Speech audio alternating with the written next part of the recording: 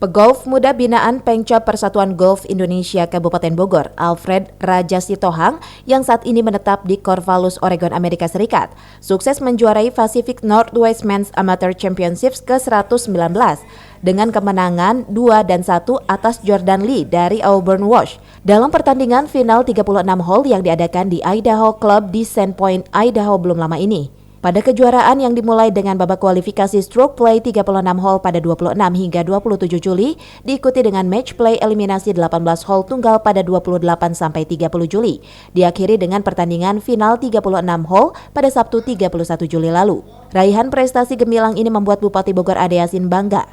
Di laman media sosialnya, orang nomor 1 di Kabupaten Bogor ini sangat berterima kasih atas capaian prestasi Alfred. Bupati berharap PGI Kabupaten Bogor terus melahirkan cikal bakal pegolf yang mampu mengharumkan nama daerah, salah satunya pada Porprov Jabar 2022 mendatang. Selain dari Bupati Bogor, kebanggaan juga datang dari pengurus KONI yang dinahkodai Junaidi Samsudin. Ia optimis pada event 4 tahunan sejabar nanti PGI bisa mewujudkan prestasi terbaiknya dan membawa Kabupaten Bogor menjadi juara umum. Dari Cibinong, Kabupaten Bogor, Cevi Suryadi melaporkan.